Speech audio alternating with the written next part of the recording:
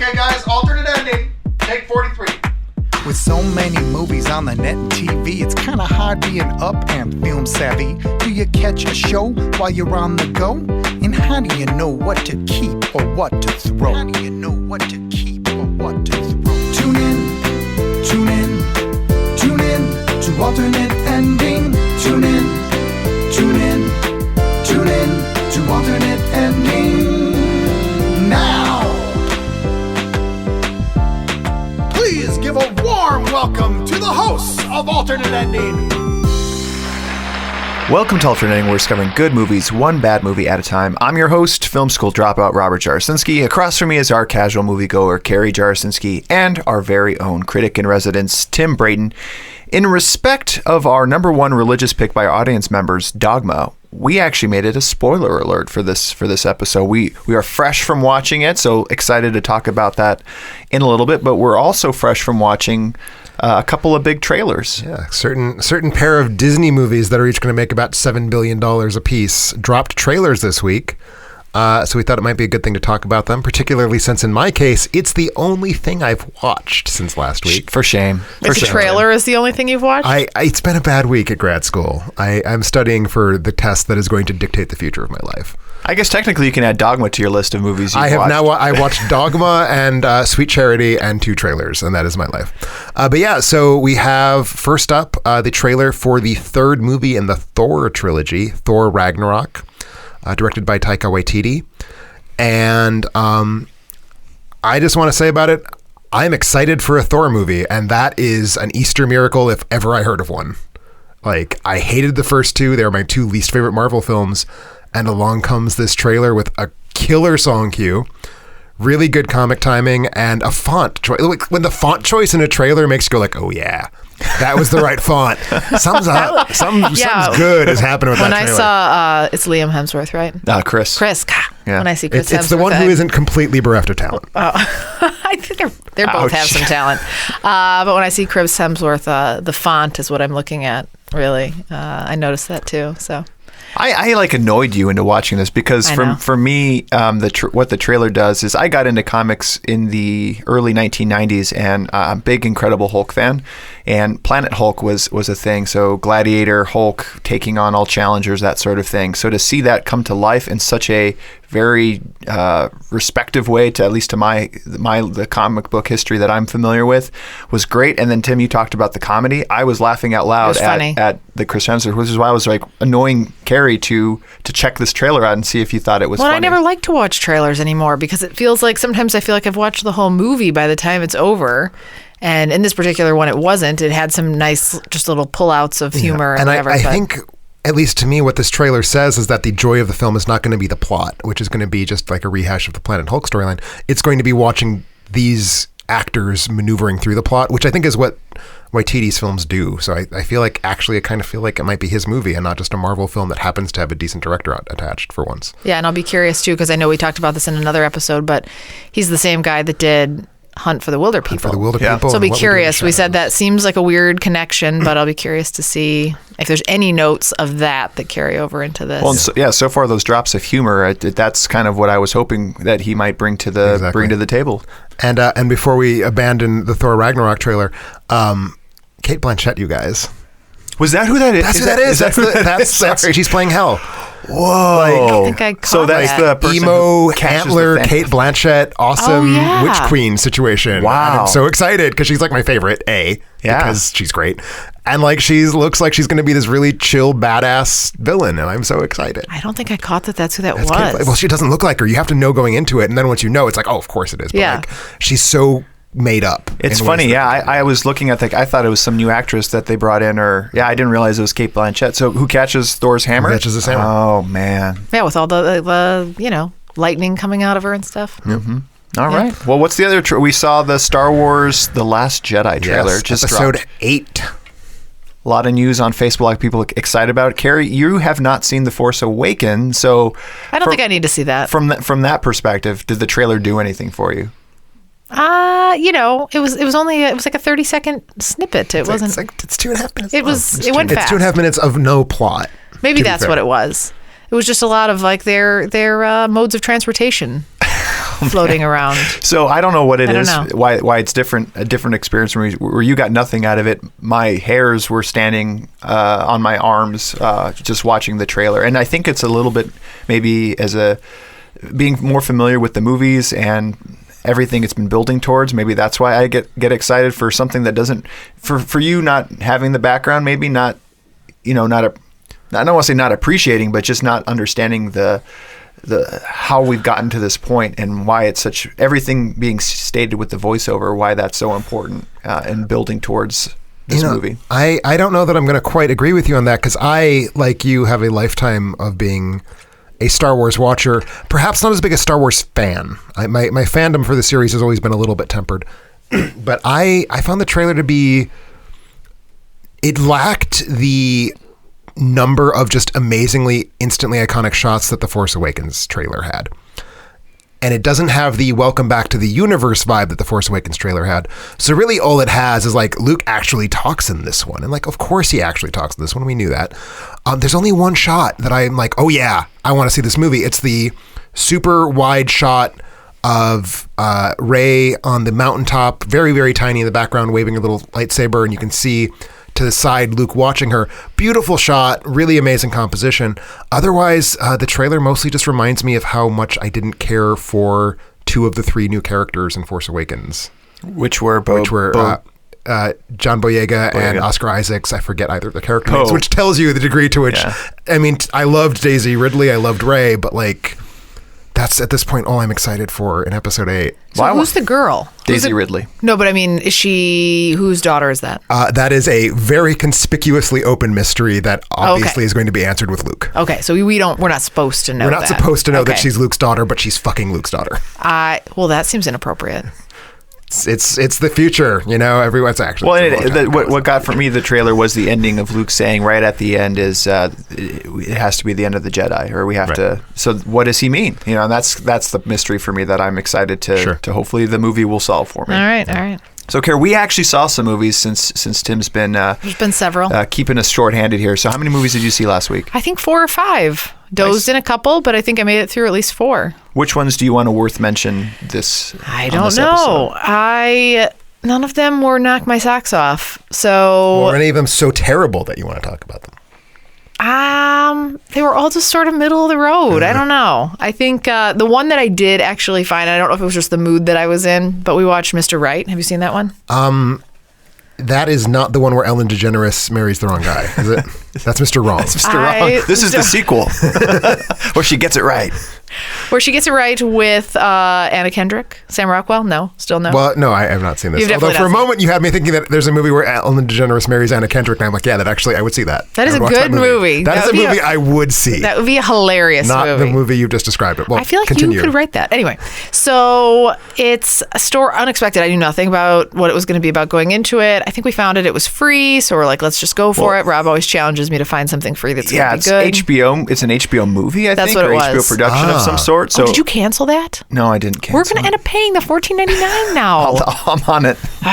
He always so forgets. Readers and listeners, be sure to comment. Rob, don't forget to cancel HBO or he will forget. No, you always say you'll remember, and then you forget. Exciting world of podcasting with a married couple. That's right. These are real life problems we're addressing here, and I have no answers for any of you on how to do it right. So anyway, it's the story of a girl who falls for the perfect guy, played by Sam Rockwell, who happens to have a very fatal flaw. He's a hitman on the run from crime cartels who employ him. Tell me what about this project is not Grosse Pointe Blank from her perspective instead.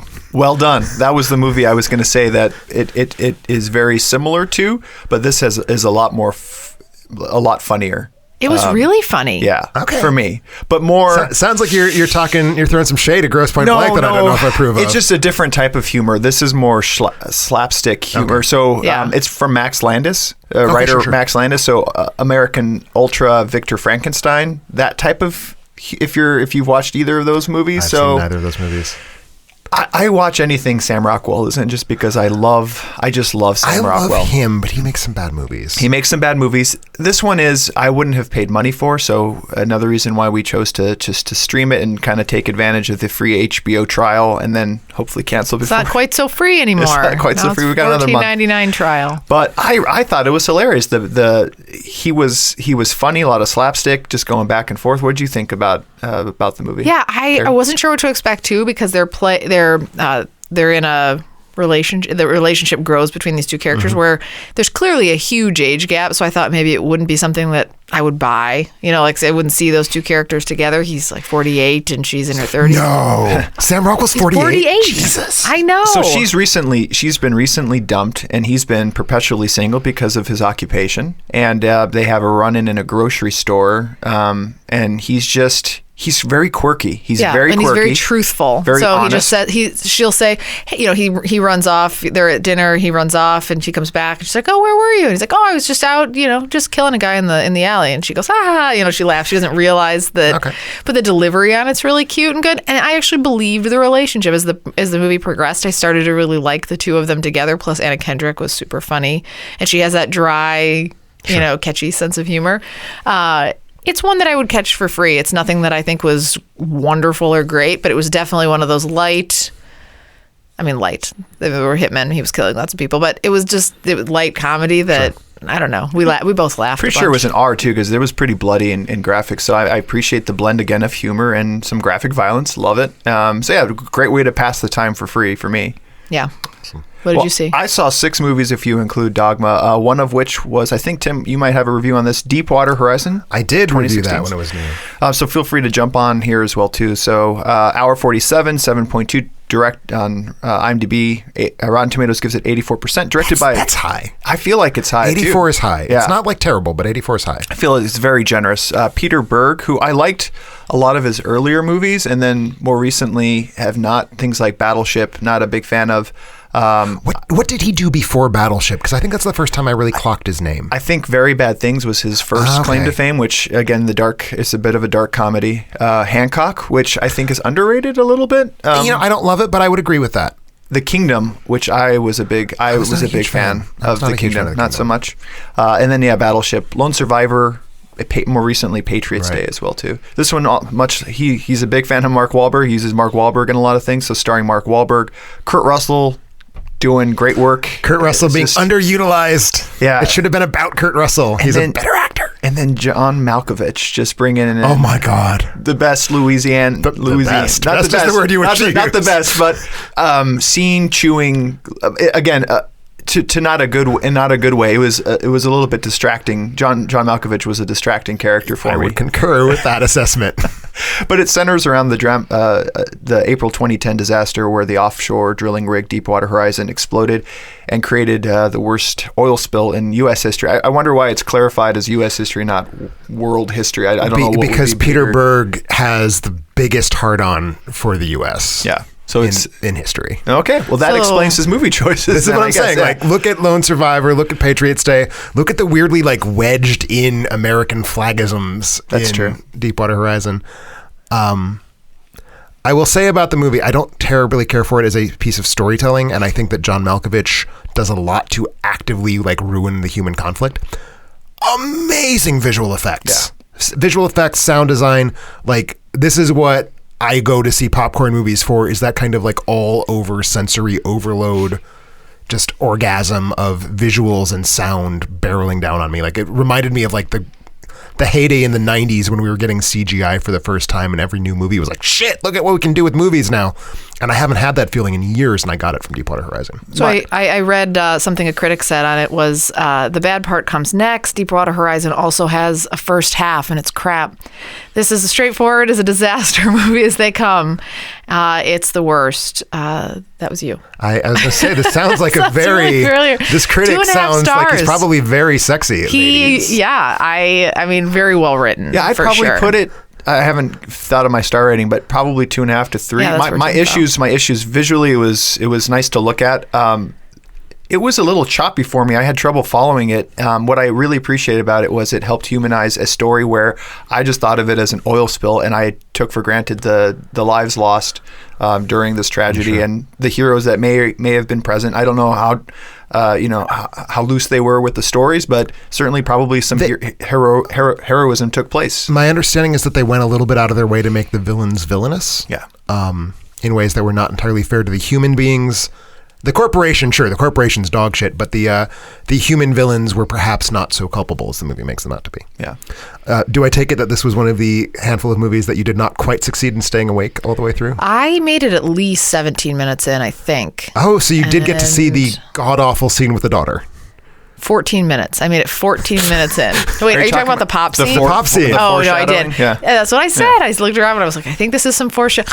And then that seems to be about the appropriate response to the opening 17 minutes. Yeah, I don't know, and I don't think I like Donnie Wahlberg like I used to like. Donnie Wahlberg. I don't like him either. He's not in this movie. Is he in this movie? No, his much more famous Marky Mark Wahlberg. That's what I meant. I don't think I like Donnie Wahlberg. You're thinking of the New Kids, not the Funky Bunch. That's right. So I don't like him either, Mark or Donnie. Donnie was the one that looked like a monkey, right? They have similar, one that looked like a monkey. Yeah, they look similar. They're brothers. Donnie is the one who looks a shitload like a monkey. Right. Mark is the one who looks a little bit descended from the monkeys. Yes. So I like them both. Apologies not to the very Wahlberg much. fans in our audience. And or Mark and Donnie.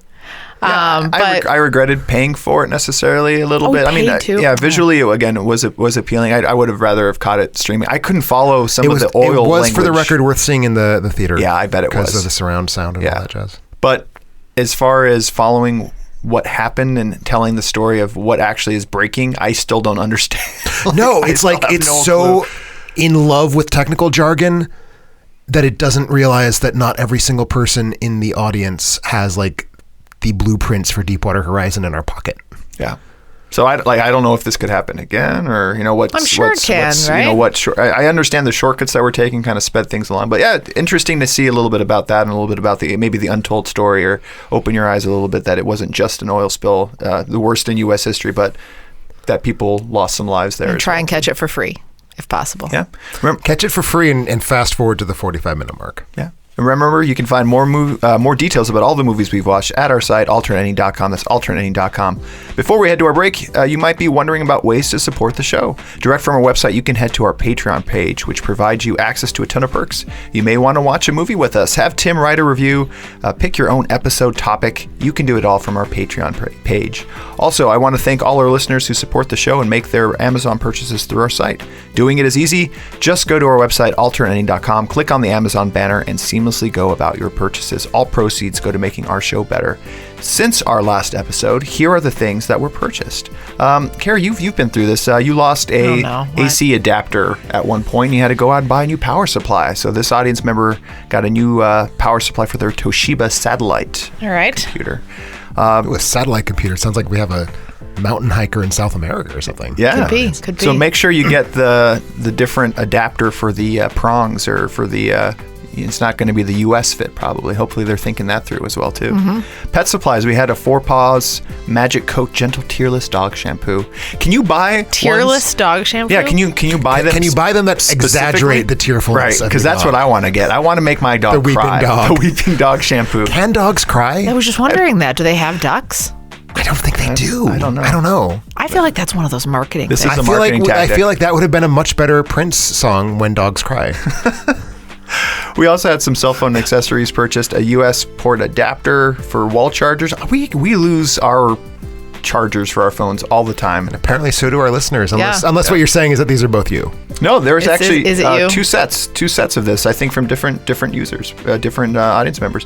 We also had some shoes purchased. Awesome, thank you. Gift card, $100 gift card with an Easter egg reveal. Interesting. So I didn't know you give Easter gift cards. Apparently, with money. Appreciate it, guys. That's a lot of money for Easter. I got like a quarter for Easter. And I got some nasty chocolate and some Peeps. Peeps are wonderful. I like Peeps. Oh, no. I literally have a thing of Peeps from last Easter. I always age them. Are you waiting for them to harden? Because they're better when they're stale. Oh, so I always let them age. And I left them in my closet, and I found them when I was getting my Easter decorations. I was like, well, shit, I got year-old Peeps. They never go bad. 10 years from now, they'll be no worse than they are right now. Exactly. It's like a McDonald's hamburger right there in dessert. They're just never going to age. So you will eat those just as is? You don't micro them or just eat them? No, I eat them with the sort of tacky crunchiness that comes as they age. Sounds like a wine. Like a fine red. Also purchased, looks like there might be a baby girl on the way. Baby girl clothes for 4 to 10 months old. Kind of getting 4 ready. to 10? Sounds like a baby girl is here. On the way. So that's not a size. It's maybe a baby gift. No, 4 to 10 months dress set. Set of dresses. Whatever. 4, 10, I don't even know. That's not a baby. The baby doubles between 4 and 10 months. Yeah, but there's 6 months, and then it goes straight to 12 months. I can't help you. I'm gonna look at this later. Anyway. Sassy developmental bumpy ball as well for babies. The Berenstein Bears and the Easter Story. So yeah, a lot of Easter paraphernalia. Easter coloring book and activity. Play-Doh for Easter eggs. Nice. So I'm excited. Someone's going to have some fun over Easter. And then a jumping jack, pull out a carrot and watch Jack jump game. I have no idea what that is. Pull a carrot out of what? Oh, Tim. Adult game, apparently. Thank you guys for all your purchases. When we get back, we'll be talking about Dogma.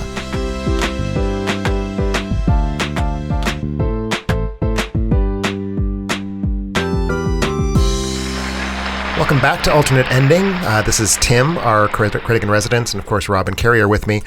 So for today, in response to the very, very enthusiastic engagement you guys had with our poll for what is your favorite religious movie, the consensus of our readership was Dogma, the 1999 Kevin Smith film. Caused quite a scandal back in the day. So we watched that. We have some thoughts on it. We, of course, will be sharing your thoughts as well. But of the three of us, only one of us has never seen it before. So I thought we should start with you, Carrie. As our resident Dogma virgin, what did you think of the experience?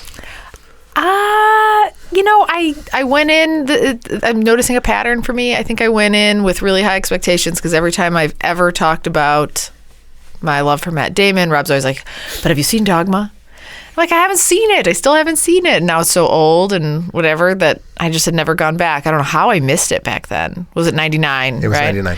So I don't know how I missed it. And so, I don't know. I laughed. I thought it was funny, but I think I felt a pressure to like it. I think I need to let it sit for a little while to fully... There's a lot going on. It's a dense movie. It's a dense movie. Lots of characters, lots of different things going on. I don't know. I'm still processing, I think, how I feel. Well, hopefully, as we move through, you'll be able to... We'll get that processing going. That's right. This made me revisit. This was number 2 on my list of top 5 religious movies. And I know when we started, Carrie and I were both insecure about our top 5 religious movies because other than Passion of the Christ on my list, which I thought was really the only one that truly had, was most true to the parameters, rewatching this is very much a religious movie. It is a theological debate inside a movie about farts and sex. Yeah, and it makes it...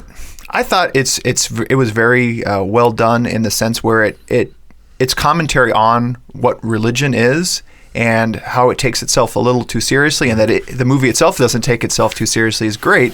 And seeing it after not seeing it for 10 years or however many years it's been since I've last seen it, I think it holds up pretty well. Well, here's my question. So you would leave it at number 2? I think I'd replace it with Book of Eli. I feel a little thinking back about that. I might need to rewatch that. I think I'd put it number 1. All right. Yeah, I enjoyed it that much rewatching it. I laughed. You guys were probably thinking, "Shut up, Rob! Like stop laughing! Stop laughing at this comedy. I'm trying to pay attention to it." This is one of the Kevin Smith movies where I just really appreciated his commentary on religion, but also on marketing and how religion can be exploited to do bad things and. Maybe that's the problem with faith is, sometimes religion. I think that's what I was gathering from the message of the movie, but I didn't know what your guys' take was too on what the message of the movie might be. So I think you're heading in the right direction with the message. So obviously, point number 1 that needs to be just gotten out on the table. Smith is a practicing Catholic. The film was I don't actually know what he is. He is now a practicing Canada hater, as is evidenced by his recent yoga hosers and Tusk. But before he turned into the religion of bashing our neighbors to the north, he was a practicing Catholic. And his The movie was his very like earnest attempt to grapple with the questions that go on in his head as someone who is, a pot smoker very prominently and very prominently a foul-mouthed, sort of asshole. How does that feel to him as someone who's also a believer in Catholic teaching? So it comes from a really earnest place, and I think that's cool about it. And it has a very... You can't have a humanist Catholic message by definition, but I think if you could, that would be what the movie has, because it's very much about, people are good and people are going to figure it out, but people also need to figure it out maybe while paying attention to these really important teachings that have come down through the years, but also understand that the teachings were written by people and not by, infallible beings. So I think the messages of it are really cool and earnest. And I don't want to move away from that because I think that's a really important thing to talk about. I think it's a badly made film. I think it has a bad screenplay and bad directing and some really bad acting. We'll get to all of those things, I'm sure. But just in terms of message, I think it's fascinating to see a movie made by a guy who was at that point super popular. Like, this was peak Smith. 1999 was when Kevin Smith was as important a name in American filmmaking as he ever got.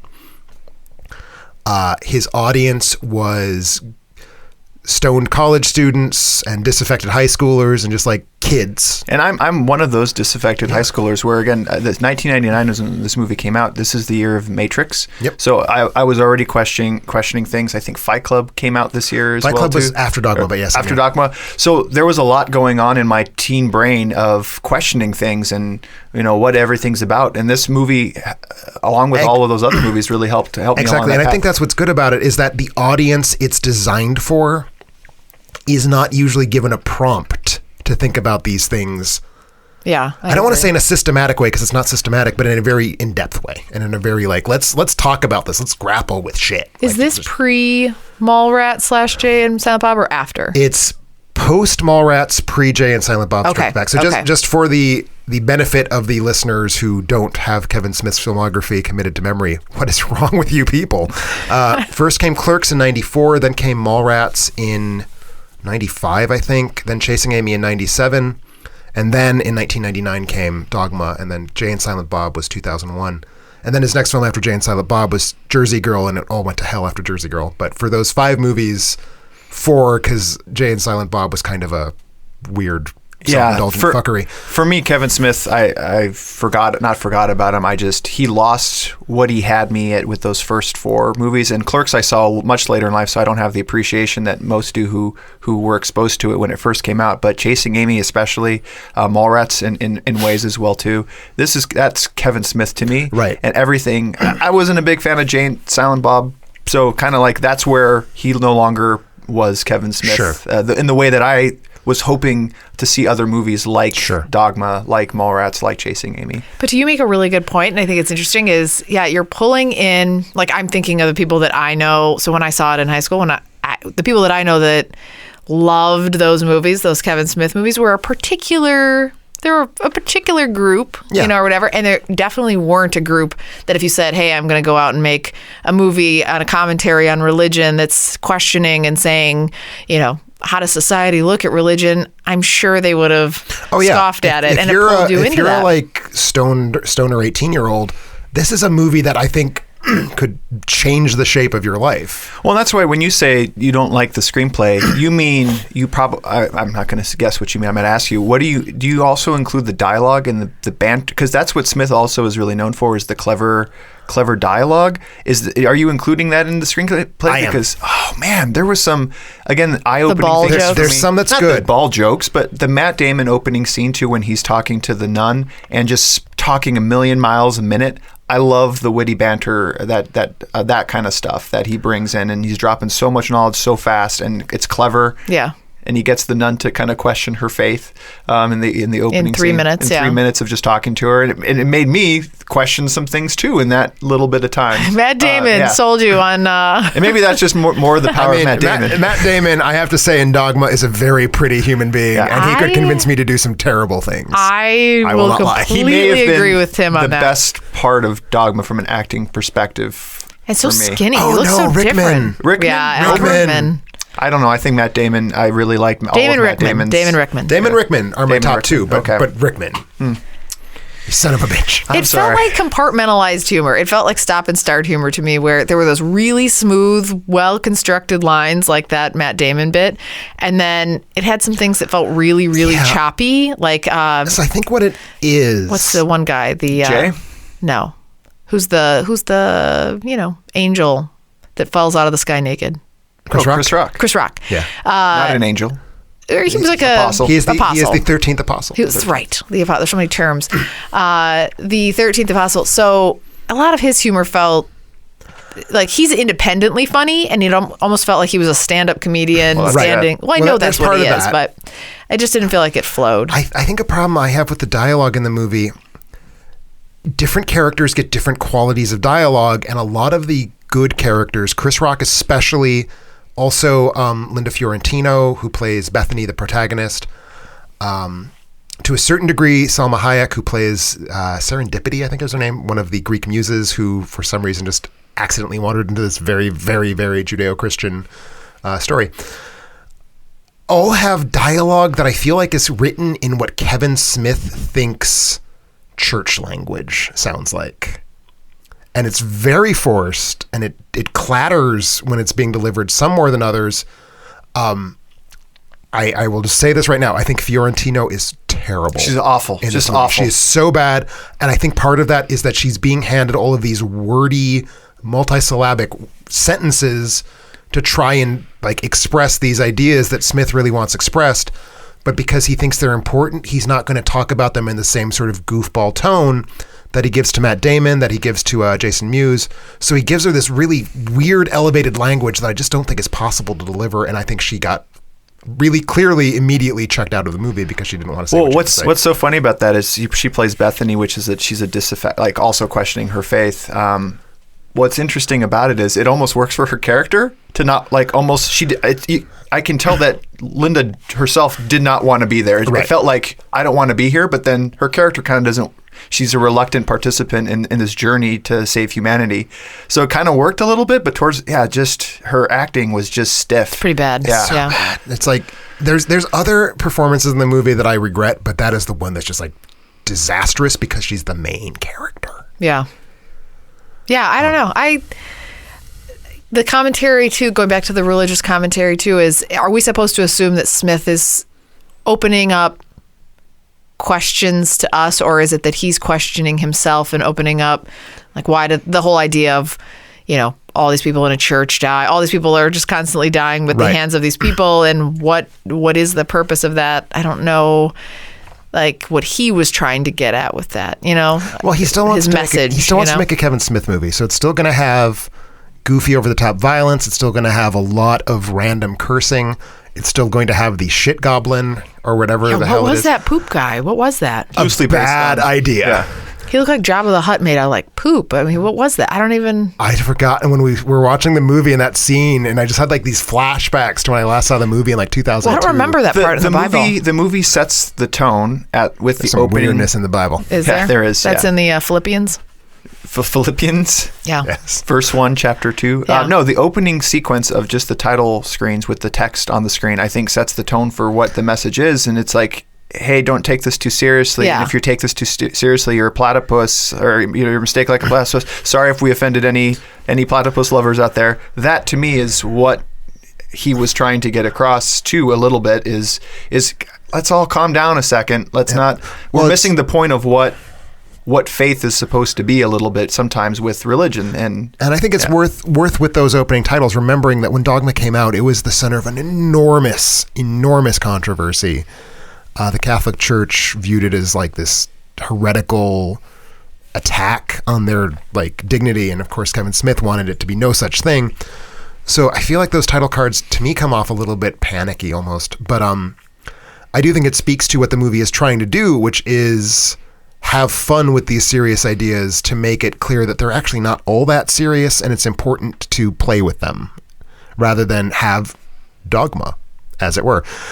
So I think that is kind of what he is trying to do, is like, so see, there we can talk about shit in the Bible. We can talk about, this thing in the Bible or that thing.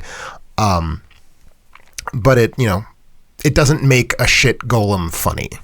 just to know that that's what he's strategically doing. Well, and I think that's what you were saying too, is that's where the Kevin Smith being Kevin Smith, where he's just inserting things that he does for his pure pleasure of jokes, the movie, references. Like Shit Golem to me is at the same status of accidentally having sex with a corpse in Clerks, shocking and not funny. Yeah. But if you're a bratty Kevin Smith type, you think it's funny because your sense of humor is trashy. So, and you might be wondering too why rollerblading people, Kevin Smith is a big. Well, I knew that from Mallrats. Yeah, from Mallrats, and so he brings in some just personal passions and things that he does and infuses them into his movies. As any director, maybe I don't know if should, but certainly they can take some liberties. There is pulling. I think like having the agents of the devil be rollerblading, hockey playing New Jersey teens is a great idea, especially given that Kevin Smith's whole thing is like the New Jersey thing. Until, he decided that it was no longer, and that's when his movies became it's the New Jersey Devils. It's the hockey team. Anybody? Hey, probably not, but maybe, because he is Did Kevin you Google Smith. that?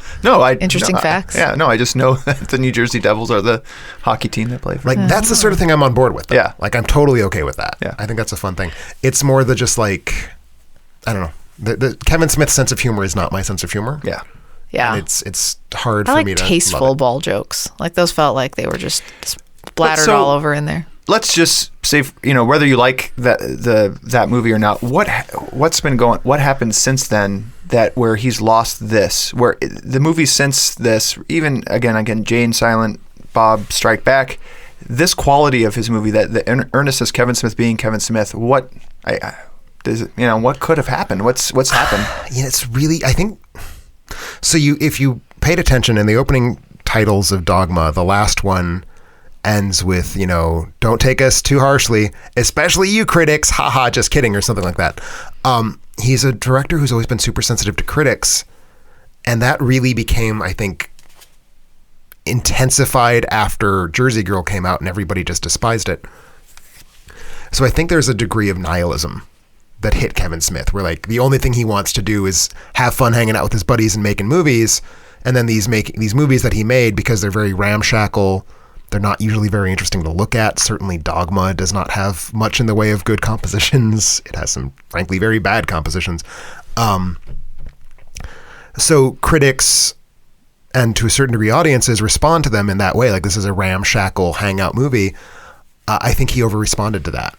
And I think he responded to that by making things like Tusk, where it was like, well, I'm just going to give up on everything. I'm just going to make some weird, dark obsession.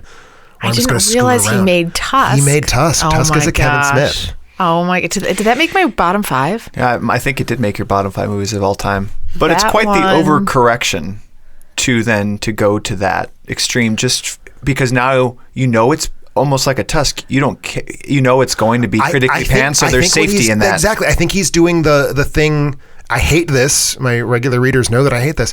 When a filmmaker retrenches to the I know I'm doing something bad, so you can't criticize me for it defensive stance.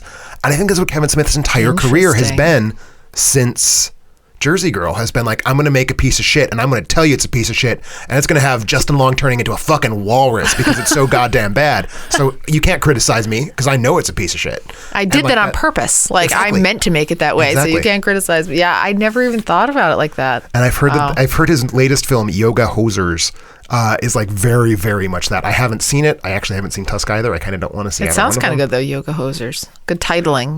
It's a sequel to Tusk. So you'd love it. You should see it tomorrow. Maybe you'd have another member of your bottom 5 list to join the club. Some people have 2 directors on their top 5 of all time. Some people have 2 directors on their bottom 5 of all time. Yeah, I will be that person. I'm gonna for the next episode. I'll see it. Is it out already? It came out to theaters last year. I assume it's somewhere streaming at this point. I don't know where. In the fire. I was not like impelled to find Yoga Hosers. I also liked seeing Ben Affleck and Matt. It was just nice seeing them young again, and the banter between them. They haven't shared, other than Good Will Hunting, really a lot of screen time together. Like we had this assumption back in the 90s that they were best buddies and they did everything together. There's not that many movies that they're both in. Yeah. And with honors. School Ties. School Ties? Are they in together with Brendan Fraser? Maybe. I think so. I can help you. Yeah, very. It doesn't happen too often. They have such a good vibe together. Was that good? Yeah. So a lot of the humor, a lot of my laugh out loud moments were just the two of them talking back and forth. I will say this. I think Rickman is the best performance by far in the movie.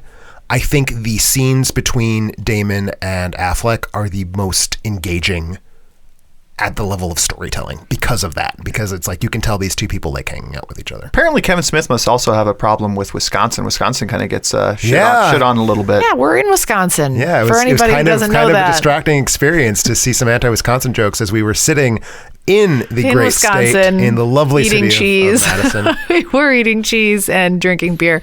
But the little cheese hats, too, going through the Milwaukee airport. I'm sure they sell cheese hats at the Milwaukee airport. They for sure do. I have a cheese hat. I haven't been there in years. Nothing wrong with them. They're very stylish. They never go out. They're very elegant. That's right. If you live in Wisconsin, we don't actually wear cheese hats. We're not monsters. We're not monsters.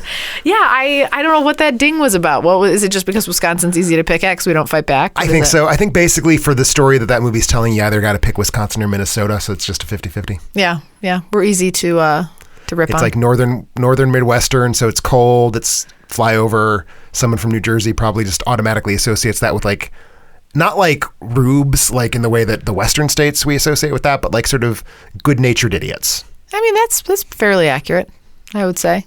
Maybe it was a good call. So I have a few questions. Sure. I need to clarify about the movie because I don't know exactly what happened. So one of them is at the ending scene. What happens there? So like is the old man God? The old man is God. Okay. Because so one of the things with the movie, it's dense with exposition. Like every other line is some sort of really complicated expository line, and way too many of them just get spat out in a cluster of them, so you lose track. One of the things that is causing turmoil in heaven is that God is missing, and the only reason God would be missing is if God, who incarnated as a human being to play skee-ball, was in some way physically incapacitated, i.e. being in a coma. Okay. So that is God in a coma. God in a coma. And then when what is the realization that she realizes that what ties her together to think that the old man is God and that she runs to the hospital to... The prophet. Which it's Jason Mewes playing his role. Jason Mewes says something to the effect of like that old guy who got beaten up. Yeah. And that triggers in her head, well, we know that wherever God is, he got beaten up and is now lying. It had made local story news in Jersey, and Jason. It's seen on the air in Wisconsin. It's a national story when an old man gets beat up in New Jersey. Yeah, which is maybe one of the weaker things that happens. Yeah. I wanted to clarify that, and then my other question is what? So, and then of course God comes back as Alanis Morissette in the great cameo. Which I do like God as a woman. That seems appropriate. I like God as a woman, accurate. And I specifically like God as Alanis Morissette. That was Why inspired. do you think she talks? Because does God not have a voice? God can't talk. That is another one of the things sort of just like dropped quickly. If God speaks, human beings in our fragile mortal shells would basically explode, as happens when God does speak. But then why so then there's a scene in there where she is going to do away with Ben Affleck. Yes. Why, when she screams and his head blows up, why doesn't everybody's head blow up? Because the only other mortal human in that scene is Jay, whose head is being covered by Rufus and Serendipity. Okay. Oh, so you had to be more. Okay, had to be mortal being. Okay, now I'm piecing it together here. Okay, and my last thing was the goal of Ben Affleck and Matt Damon. They're supposed to kill everybody. They think this is their loophole to get back to heaven. No, they don't need to do that. They're killing everybody because they're sociopaths. Yeah. Oh, okay. At that point, I guess more Loki is the angel of death, so that's kind of his job. Yeah. Or was his job, but to do that to people who committed sins. Bartleby, on the other hand, just becomes crazy. He loses it. He loses it. Yeah. So their ultimate goal to get back to heaven is they need to go through the gateway, which is this church. So a literal, actual piece of Catholic dogma is a concept called Plenary Indulgence, which is that if a place has been decreed in the appropriate method to offer plenary indulgence for the time period specified, to walk into this holy space immediately cleanses your soul of sins. You will be forgiven when you die. If you die before you sin again, you go to heaven. Okay. It's like a get out of jail free card. So walking into the church is the get out of jail free card as long as they then immediately die. Got it. Okay. Interestingly enough, could another loophole have been? Couldn't have they have just become human and then gone to confession? That's a good question. Do you get absolved of your sins in confession? I thought that you do. Yeah, I think so. Loophole. Yeah. Sorry, Kevin. I feel like when you have based the entirety of your motion picture on the infallibility of Catholic dogma, triggers a ticking time bomb thriller, you have perhaps allowed your religious beliefs to cloud your head. Yeah. Well, and then you wouldn't be able to use something like plenary. I don't even remember. I said it once. You said it. Plenary. It was good when you said injunction. It's not injunction. Sure. Indulgence. Plenary indulgence. Yeah. So that makes for a much better storyline. So overall, though, where do you guys rank this in terms of where does this star fall for you? The star number. I'm at a 2.5. 2.5? Probably 3 for me. 3 for you. So your favorite religious movie of all time is a 3-star movie. Yeah. You're rethinking that now. My top 5 was made out of nothing but 5-star movies. But that's the hard part when we do top 5s. Is are we talking about the quality of the movie itself? For me, again, it's more of that for that religious element of helping me question interesting things for myself about my religious beliefs and my faith. And that's not sufficient to get it up to the 3.5. No, it's because it's badly made. So that's why it's a badly made film. That's why it gets a 3-star rating for me. But as far as making my top 5, it helped. Yeah, it resonates for me from a religious perspective. It works for me from a religious perspective. But quality of movie, it's a 3-star movie to me. I think I'm 2.5. 2.5 with you, middle of the road. Yeah. But yeah, well, thanks for walking me through the finer points. Appreciate it.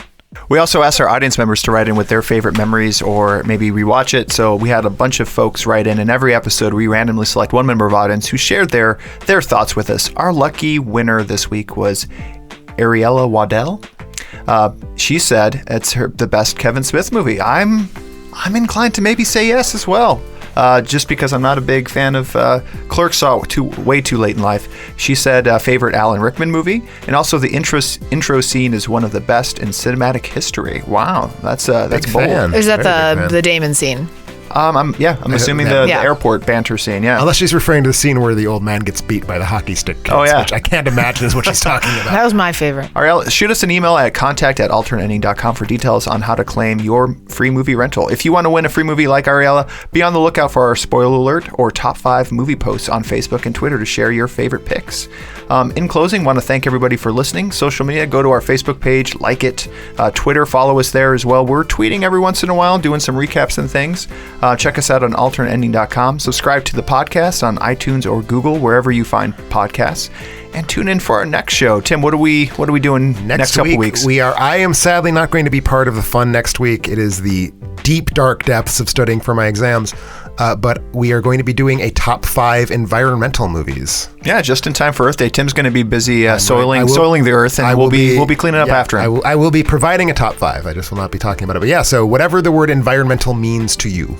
And we've been asked to talk a little bit more about the movies that the other episodes that might be coming up after that. I'm so excited. It's going to be a good one. Yeah, it's going to be top 5 summer movies the week after that. Top 5 anticipated summer movies. Not top 5 summer movies. Yes. Yeah. This was actually an internal confusion at one point. So. Well, very good. We'll catch you guys next time.